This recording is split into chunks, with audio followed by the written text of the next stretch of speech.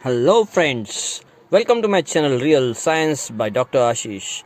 Let's start from Archimedes principle today. Archimedes of Syracuse was Greek ancient mathematician, engineer, astronomer and a great inventor of this era. He was from the ancient city of Syracuse in Sicily. He was born there, worked there and invented so many things. There was a rumor that he invented a time machine, a device that can help humans to travel through time. The device was known as Antikythera device. But today we are not going to discuss about Antikythera. We are going to discuss about the principle of flotation, on which Archimedes worked so hard and found out why some objects float and some sink in water or fluids. Hello dear friends, today we are going to discuss about Archimedes principle of flotation.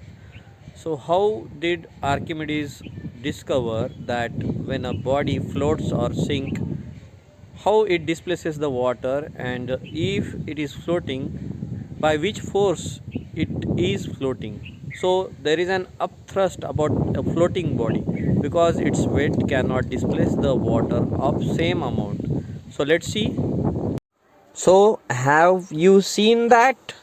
The stone, when it is added to a glass full of water, the stone got sank and displaced some amount of water outside the glass. This is because the stone has more density than that of the density of water.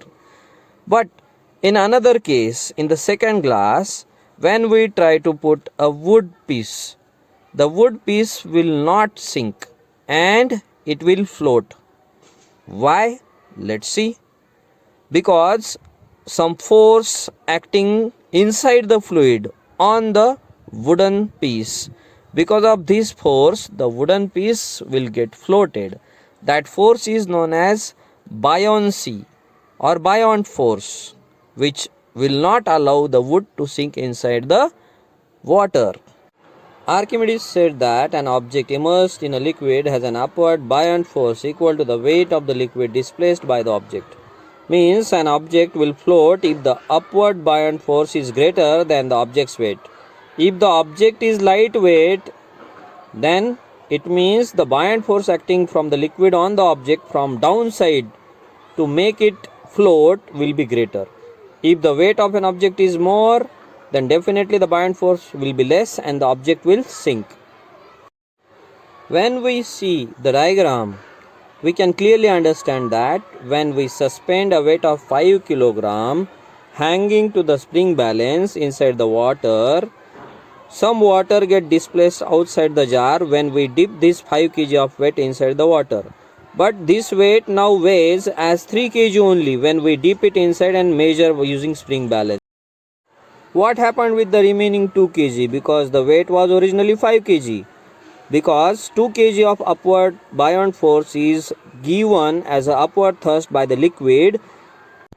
Now if we subtract the original 5 kg weight by the 2 kg upward thrust by liquid, we get 2 kg remaining weight.